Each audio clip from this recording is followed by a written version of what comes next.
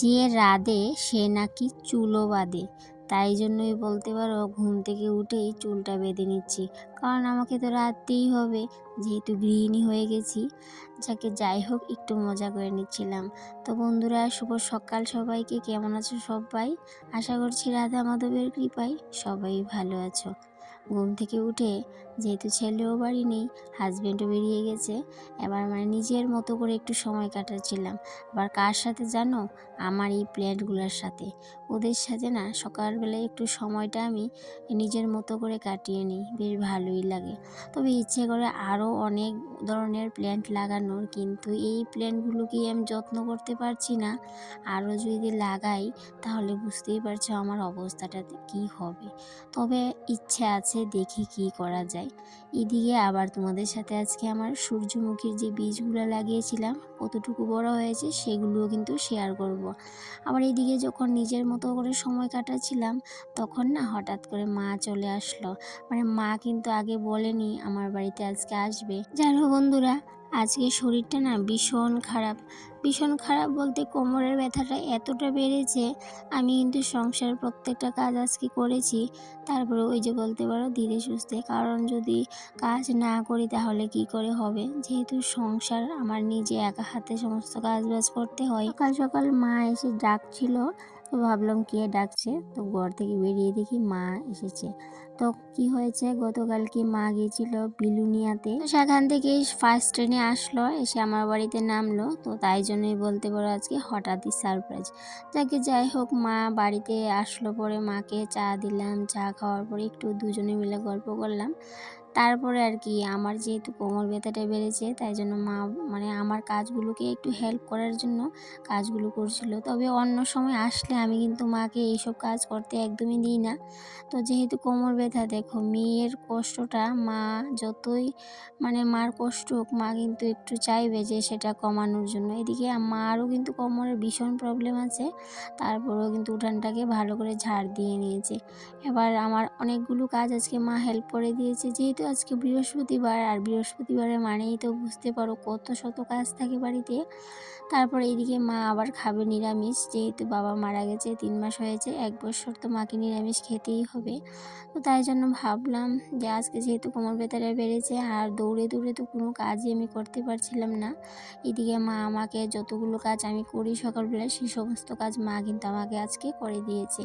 এদিকে মা উঠানটা ঝাড় দিতে দিতে মায়ের কাপড়গুলোকে একটু মেলে দিয়েছি, কারণ যেহেতু ঘেমে গেছে কাপড়গুলো একটু রোদে মেলে দিলাম। গতকালকে এক দিদিভাইকে আমি কথা দিয়েছিলাম যে দিদিভাইয়ের নামটা আমি আজকে নেব।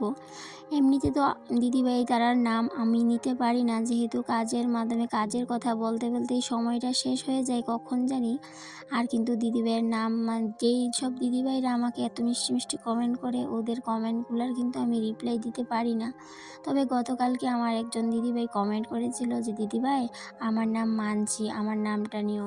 তো সেটা আমি প্রথম কয়েকদিন আগেই ভেবেছিলাম যে তোমার নামটা নেব, কিন্তু কি বলো, কাজ করতে করতে না আমি ভুলে যাই যে তোমাদের নাম নিতে। আমি কিন্তু মাঝে মধ্যেই চেষ্টা করি যে সবার নামগুলো নিতে, কিন্তু আমি একদমই পারি না।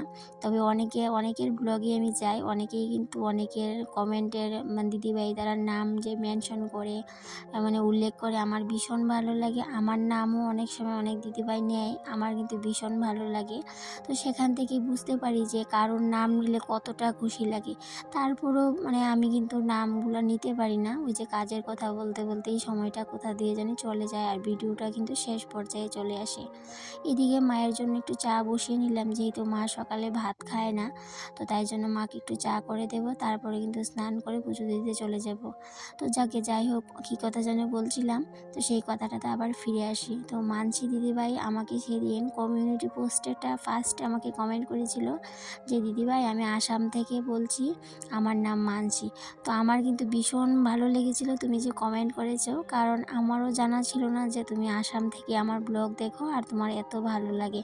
তো যখন গত ব্লগে তুমি বললে যে আমার নামটা নিও, তখন কিন্তু তোমার কাছে যেহেতু আমি কথা দিয়েছি যে তোমার নামটা নেব, তাই জন্য কিন্তু আজকে মনে করে কাজের কথাগুলো পরে বলবো সেটা ভেবে রেখেছিলাম। দিলাম, তোমার নামটা আগে নিলাম। তো দিদিভাই তুমি আমার বড় হবে নাকি ছোটো হবে বুঝতেই পারছি না। তো তোমার সম্পর্কেও কিন্তু আমার জানতে ভীষণ ইচ্ছে করছে, তোমার সম্পর্কে আমাকে কিছু জানিও।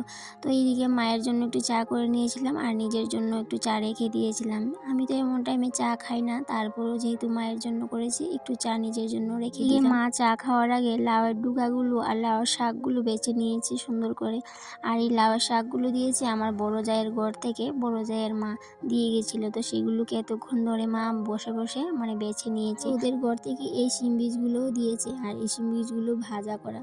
তো যাকে ভালোই হয়েছে, এখন রেখে দেবো। আর আমি কিন্তু এই যে আলসেমি করে শিম বীজ ভাজবো বলে আর খাওয়া হয় না। তো এইদিকে এখন চলে যাব স্নান করে পুজো দিতে, যেহেতু আজকে বৃহস্পতিবার। মা কিন্তু কখন থেকে বলছিল স্নানে চলে যেতে, মানে এইসব করতে করতেই দেখো মানে অনেকটাই সময় কিন্তু কাটিয়ে দিয়েছি। মানে মা আসলে বুঝতেই পারছো কত কথা মানে গল্প করা। তো যাই হোক, সারাদিন তো বাড়িতে একা একা থাকি, কেউ যদি সঙ্গে থাকে তো ভীষণ কিন্তু মানে কথা বলতে বলতে সময়টা মানে অনেকটাই দেরি হয়ে যায়। এদিকে দেখো আজকে আবার মেশিনে বোয়ার অনেকটাই প্ল্যান, কারণ কিছু কাজ আছে যেগুলো আমাকে কাস্টমারকে দিতেই হবে 2-1 দিনের মধ্যে। তাই জন্য ভাবলাম না পুজোটা দিয়ে দিই, একটু মেশিনে কাজও করে নেব। তোমাদের সাথে আজকে আরেকটা জিনিসও শেয়ার করব, যেটা আমি কিছুদিন আগে তোমাদেরকে বলেছিলাম যে মা লক্ষ্মীর ঘটের নিচে যে দানগুলো আমি দিই সেগুলোকে ঘাস তুলে দেখাবো। মানে গাছ তুলতে আমার ভীষণ ইচ্ছে করছিল অনেক দিন ধরেই। এই যে দেখো কত সুন্দর করে গেরা মেলেছে, কিছুদিন পর দেখবে এতটা সুন্দর লাগবে আর তোমাদেরকে কিন্তু সেটা শেয়ার করব। তাই জন্য আজকের এই ধানগুলোকে ফেলবো না, এই ধানগুলোর উপরেই আবার নতুন করে ধান দিয়ে দেবো আর সাথে একটু মাটি দিয়ে দেবো। আর এত সুন্দর করে ধান গাছ হবে, সবুজ কালার হবে গাছগুলো, তখন তোমাদের সাথে মানে শেয়ার করব, দেখবে ভীষণ ভালো লাগবে। আর এদিকে আজকে যেহেতু এই যে বললাম মেশিনে কাজ করব একটু, আর যেই কাজগুলো করব সেগুলো হচ্ছে যে ঠাকুরের জন্য কুলবালিশ করতে হবে, 16টা কুলবালিশ। তো সে কিছুটা করে রেখেছিলাম। আর যেহেতু ঠাকুরের জিনিস তাই জন্য স্নান করে মেশিনটাতে বসি আমি চেষ্টা করি, কারণ যেহেতু সারাদিন রান্নাঘরে সকরা কাজ টাজ করা হয়, বাইরে যাওয়া হয়, সেই জন্য ভাবলাম যে স্নান করেই মেশিনে বসবো। তবে অন্যদিনও যখন কাজ করি, ঠাকুরের কাজ করলে আমি কিন্তু স্নান সেরে একটু সময় মেশিনে বসি। তো আজকেও ভাবলাম আজকে যেহেতু বেশি কাজ করতে পারবো না, একটু কাজ করে নেব, তারপর গিয়ে রান্নাবান্না করবো। এদিকে আমার পুজো দেওয়া কমপ্লিট হয়ে গেছে, এবার কিন্তু একটু মেশিনে বসে যাব, কারণ মেশিনে যদি না বসি 2 দিনের ভিতরে আমি কাজগুলো দিতে পারবো না, যেহেতু কোমর ব্যথার জন্য বেশিক্ষণ আমি মেশিনে বসতে পারি না, তাই জন্য। আর এদিকে যেহেতু আমার পেশাটাই কিন্তু সেলাই কাজ করার, সেটা কিন্তু আমি আগে আরও বেশি করে কাজ করতাম, এখন কিন্তু বেশ মানে কাজই করা হয় না, মাঝে মধ্যে কাজগুলো করি, যেহেতু কোমরে ভীষণ ব্যথা, তাই জন্য ডক্টরেও না করেছে, তাই জন্য আর মেশিনে বসা হয় না। তারপরও যেটা থেকে আমার রুজি রোজগার হয় সেটা যদি একেবারে বন্ধ করে দিই তাহলে কি করে হবে।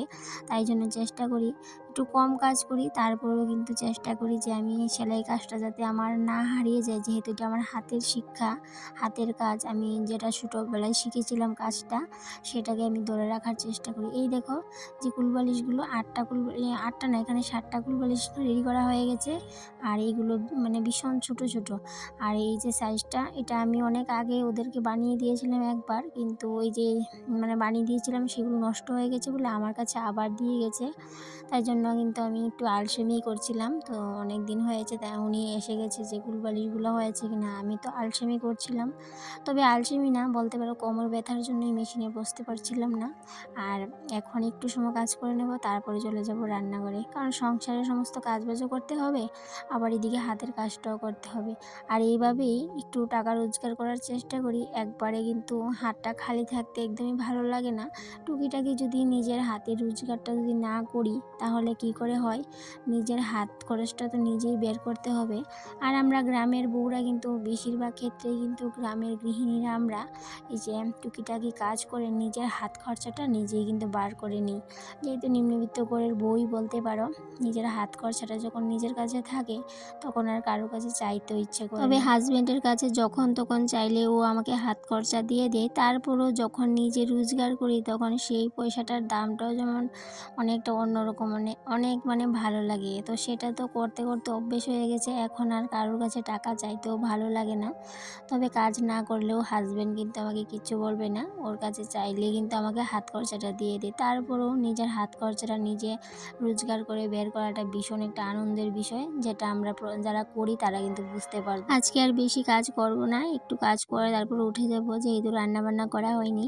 আর রান্নাবান্নাটা যেহেতু শর্টকাট রান্নাবান্না, তাই জন্য একটু বেশি মানে বলতে পারো একটু চিন্তাটা একটু কমই আছে মাথাতে। তবে চটপট করে রান্নাটা বসিয়ে দেবো, ইন্ডাকশনে বসাবো ভাত, আর এদিকে গ্যাসের মধ্যেও করে নেব, তাহলে কিন্তু চটপট করে হয়ে যাবে। আর আজকে রান্নাবান্না হবে লাউ পাতার ভর্তা, আর সেই সাথে হবে লাউয়ের ডুগা দিয়ে, আলু দিয়ে, টমেটো দিয়ে। যেহেতু নিরামিষ মা খাবে, তাই জন্য আমাদের জন্য নিরামিষই করে নেব। আর আমি আজকে সকালটা লাগালাম না, ইন্ডাকশনে রান্নাবান্না করলাম, গ্যাসটাকেও ভালো করে মুছে টুছে নিয়েছি।